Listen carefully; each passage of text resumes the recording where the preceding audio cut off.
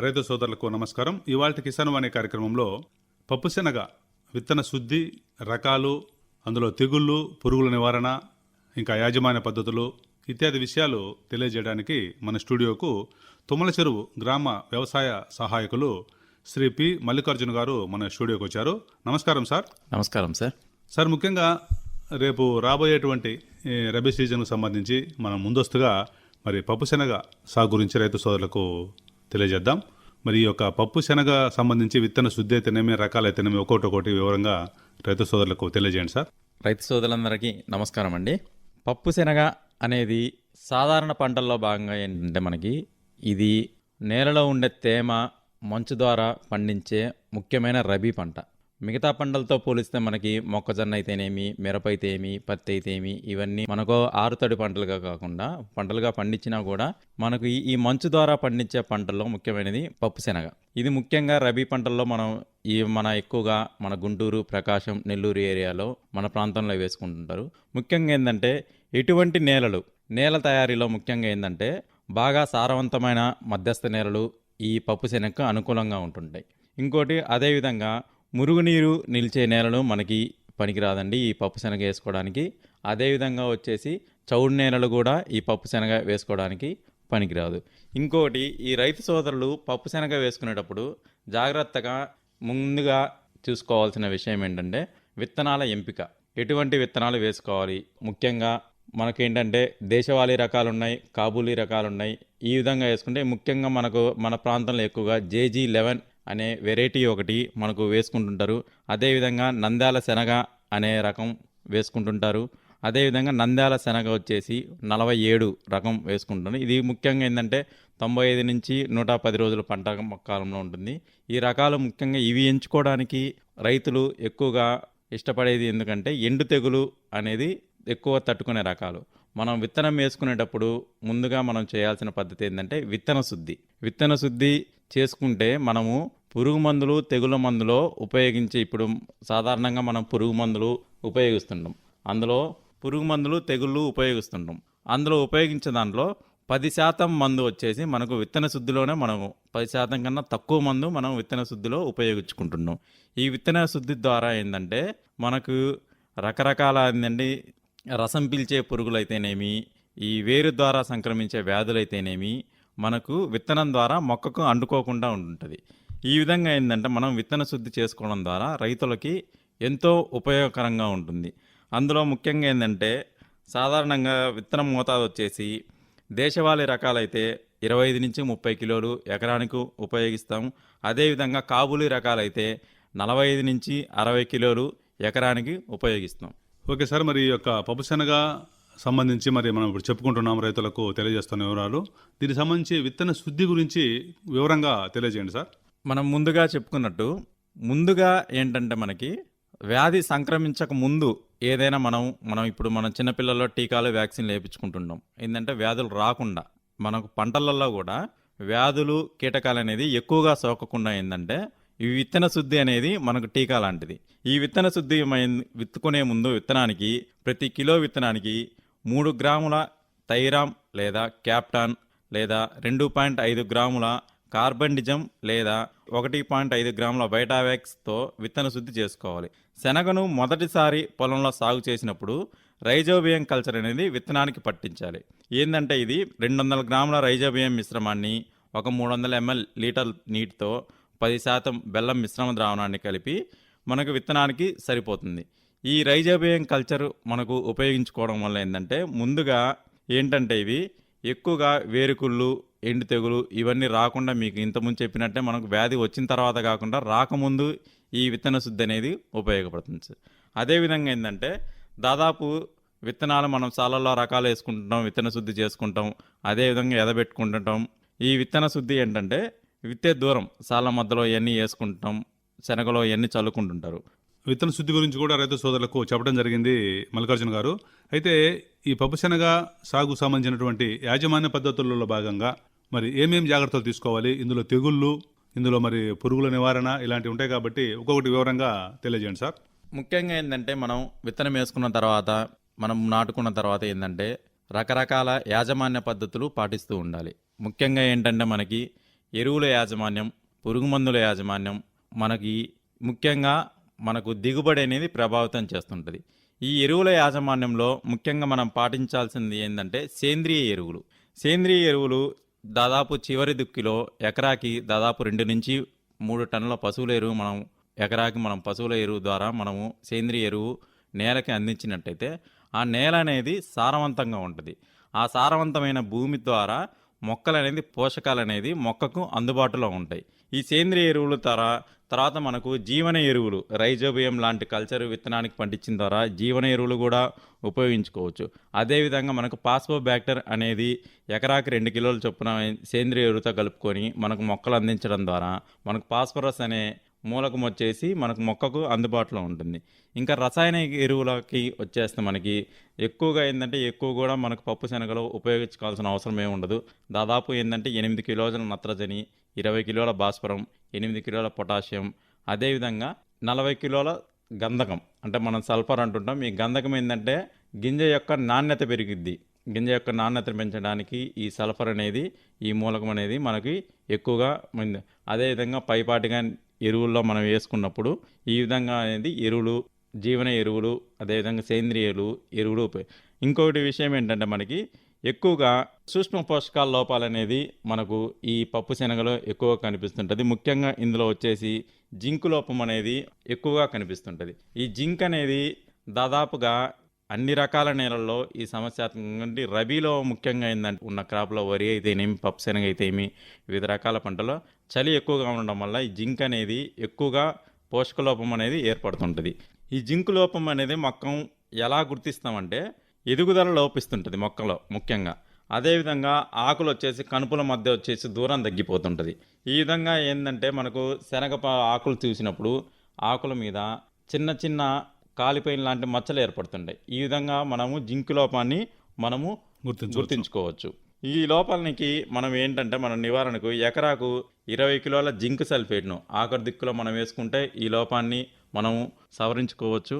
అదేవిధంగా లేదు మనం పైపాటుగా పంట ఉన్నప్పుడు మనకు ఈ జింక్ లోపం మనకు గమనించినప్పుడు మొక్కకి ఏంటంటే 2 గ్రాముల జింక్ సల్ఫేట్ని లీటర్ నీటికి కలిపి పిచికారీ చేసుకోవడం ద్వారా మనకు ఈ జింక్ లోపాన్ని మనం నివారించుకోవచ్చు. వీటన్నిటితో పాటుగా మల్లికార్జున గారు, ఇప్పుడు రైతు 1 సంవత్సరమైనా 2 సంవత్సరాలైనా అంటే 1 సంవత్సరం మార్చి సంవత్సరమైనా భూసార పరీక్షలు అనేది ఇంపార్టెంట్. ఇందులో మీరు చెప్పిన జింకు లోపమైనా లేకపోతే సూక్ష్మధాతు లోపాలున్నా ఇవి మొత్తం కూడా రైతు భూసార పరీక్షలు చేయించుకోవడం వల్ల కూడా చాలా వరకు అతని పంటను దిగుబడిని పెంచుకోవడానికి అవకాశం ఉంటుంది కదా. మరి ఇప్పుడు మీరు చెప్పినటువంటి విషయాలు కాకుండా ఇంకా యాజమాన్య పద్ధతులలో అంటే మంచు ద్వారానే వచ్చే పంట కాబట్టి నీటి యాజమాన్యము పెద్దగా ఉండకపోవచ్చు. ఒకవేళ నీటి అవసరం ఉంటే ఒక తడి ఇచ్చుకున్నా 6 తడి పంటలు కాబట్టి మనం 1-2 తడులు అవకాశం ఉంటే లేదు అంటే మనకు భూమిలో ఉన్న తేమనే సరిపోయింది. అదేవిధంగా మనకేందంటే అక్టోబర్, నవంబర్, డిసెంబర్లో మనకు మంచు ఎక్కువ ఉంటుంది. ఈ మంచు ఆధారితంగానే ఈ శనగ అనేది మాక్సిమం పండిపోద్ది. మరి ఈ యొక్క పప్పు శనగ సాగు సంబంధించి ఇప్పుడు మనం చెప్పుకున్న విషయాలే కాకుండా ఇంకా రైతులకు ముఖ్యమైనటువంటి సూచనలు, సలహాలు ఏమైనా ఉన్నాయంటారా? మనకేందంటే ముఖ్యంగా మనకు వచ్చేసి రైతులు మనం జాగ్రత్తగా చూసుకోవాల్సిందంటే మీరు అన్నట్టుగా ముందుగా మట్టి పరీక్షలు వేసే ముందే మట్టి పరీక్షలు చేసుకోవడం ద్వారా ఏంటంటే భూమిలో ఎటువంటి పోషకాలు అనేది లోపంతోనే నత్రజని లోపం ఉందా, భాస్వరం లోపం ఉందా, పొటాషియం లోపం ఉందా, ఈ విధంగా సూక్ష్మ పోషకాలు జింకు లోపం ఉందా, ఐరన్ లోపం ఉందా మనం ముందుగానే తెలుసుకోవడం ద్వారా మనం ఏంటంటే అవి సవరించుకోవచ్చు. మనకేంటంటే ఇప్పుడు మనం పెరుగన్నం ఇవన్నీ తింటాం, ఉప్పు అనేది కొంచెం వేసుకుంటాం. ఆ కొంచెం అనేది మనకి రుచిగా ఉంటుంది. ఆ ఉప్పు అనేది ఆ ఉప్పు ఏ విధంగా పనిచేస్తుందో మనకి ఈ సూక్ష్మ పోషకాలు కూడా మనకు కొంచెం మాత్రమే. ఇప్పుడు మనకు యూరియా అయితే ఏమి, డిఏపి కానీ ఈ పంటనే పప్పు శనగనే కాదు వేరే పంటలు ఏదైనా కూడా బస్తాలుగా వేసుకుంటారు. 50 కేజీలు, 100 కేజీలు, 3 బస్తాలు, 4 బస్తాలు రైతుల వారీగా పోటీతత్వంతో. అదే మిరప పంట అయితే మాత్రం దాదాపు 20 నుంచి 30 మధ్యలో తక్కువ కాకుండా వేసుకుంటుంటారు. ఏంటంటే కానీ సూక్ష్మ పోషకాలు ఏంటంటే ఎకరాకు వచ్చేసి 1 కేజీ 500 గ్రాములు ఈ విధంగా మనకు ఈ సూక్ష్మ పోషకాలు అనేది వేసుకుంటారు. మనకు ఇందాక చెప్పుకున్నట్టు రుచికి ఏ విధంగా ఉంటుందో ఈ సూక్ష్మ పోషకాలు కూడా తగు మోతాదులో ఉండే కొంచెమైనా కూడా దాని ఫలితం అనేది అద్భుతంగా పనిచేస్తుంది. దిగుబడిని పద్ధతిని పెంచే విధంగా ఈ సూక్ష్మ పోషకాలు కూడా ఒక రకంగా మనకు చాలా ప్రాముఖ్యత. అదేవిధంగా ఏంటంటే మనకి ఎక్కువగా శనగలో పురుగులు, తెగుళ్ళు అనేది సస్యరక్షణ చర్యలు చేపడుతూ ఉండాలి. ఎక్కువగా మనకు శనగ పంటలో వచ్చేసి శనగపచ్చ పురుగు ఎక్కువగా మనకి ఇబ్బంది కలిగిస్తుంటుంది. అదేవిధంగా రబ్బరు పురుగు మనకు ఇబ్బంది కలిగిస్తుంటుంది. ఈ విధంగా తెగుళ్ళలో వచ్చేసి ఎండు తెగులు అనేది ఎక్కువగా మనం చూస్తూ ఉంటాం. ఈ శనగపచ్చ పురుగు, రబ్బరు పురుగు మనకు వాటి యొక్క గుర్తింపు ఏ విధంగా ఉంటే, మనం ఏందంటే మొక్కల్ని గుడ్లు పెట్టిన తర్వాత అవి నారు పురుగులు మనకు ఈ లద్దె పురుగులు ఏం చేస్తాయంటే మొగ్గల్ని తొలిచి కాయలోకి తలను జొప్పిచ్చేస్తాయి మొత్తం. గుర్తించే శనగపచ్చ పురుగు మన గుర్తింపు లక్షణం. వాటి నివారణకి ఏంటంటే మనకి ఏంటంటే ఎక్కువగా దాదాపుగా రైతులు ఏంటంటే మనకి పురుగులు తెగుళ్ళు చూసుకునేటప్పుడు ఈ శనగపచ్చ పురుగు, రబ్బరు పురుగు మనకు ఈ విధంగా చూసుకునేటప్పుడు చిన్న చిన్న మందులు మనకి ఎక్కువగా పెద్ద పెద్ద పవర్ లేకుండా ఎక్కువ ధర కూడా పవర్తో పాటు ఖర్చు కూడా పెట్టుకోకుండా చిన్న వేప నూనె కొట్టుకోవడం కానీ, చిన్న చిన్న మందులు క్లోరో కానీ అలాంటి మందులు మనం పిచికారీ చేసుకున్నట్లయితే మనకేందంటే ఎక్కువగా తగ్గించుకోవడానికి రైతుకి అనేది మనకు ఖర్చు తగ్గిస్తుంది. అదేవిధంగా దిగుబడి కూడా పెంచుకోవడానికి ఉంటుంది.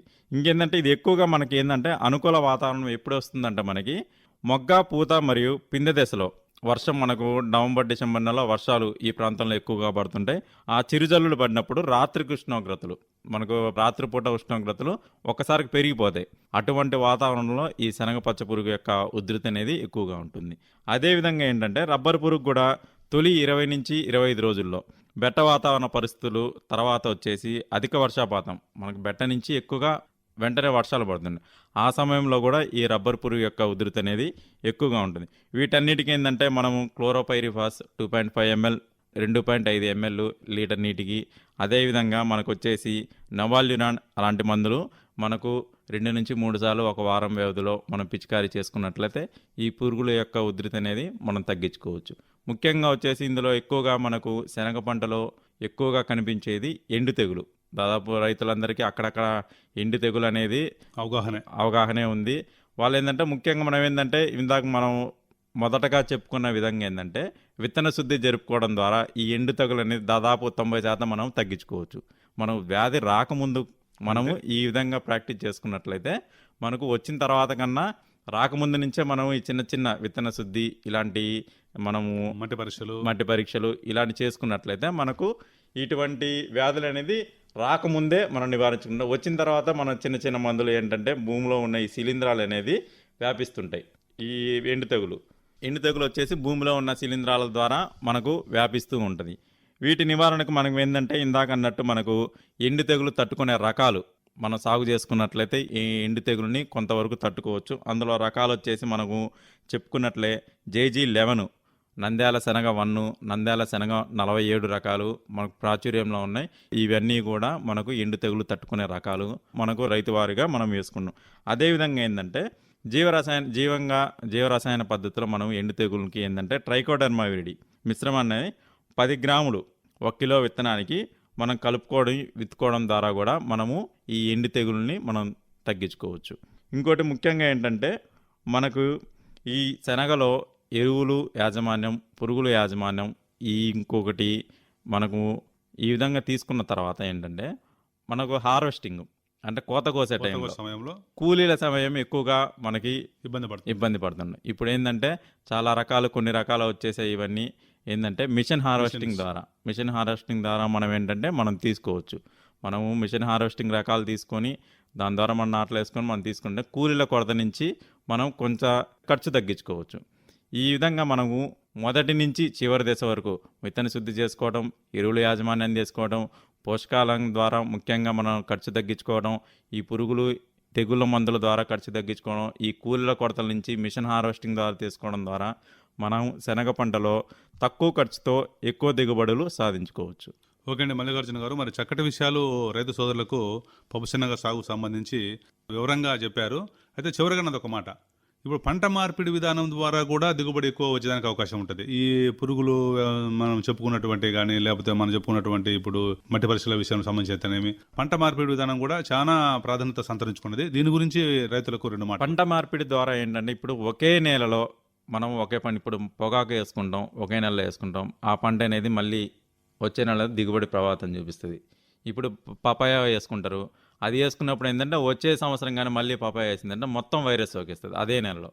ఇంకోటి పంట మార్పిడి ఏ విధంగా అంటే మనం పంట మార్పిడి తీసుకున్నప్పుడు ఒక సంవత్సరం పప్పు జాతి పంటలు వేసుకున్నప్పుడు దానిలో ఏంటంటే నత్రజని మనకు గాలిలో ఉండే తేమల ద్వారా ఉండే నత్రజని కానీ ఏదైనా కానీ పప్పు జాతి నత్రజని స్థిరీకరణ జరిగి భూమిలో ఎక్కువగా మనకేందంటే సేంద్రియ పదార్థం తయారవుతుంటుంది.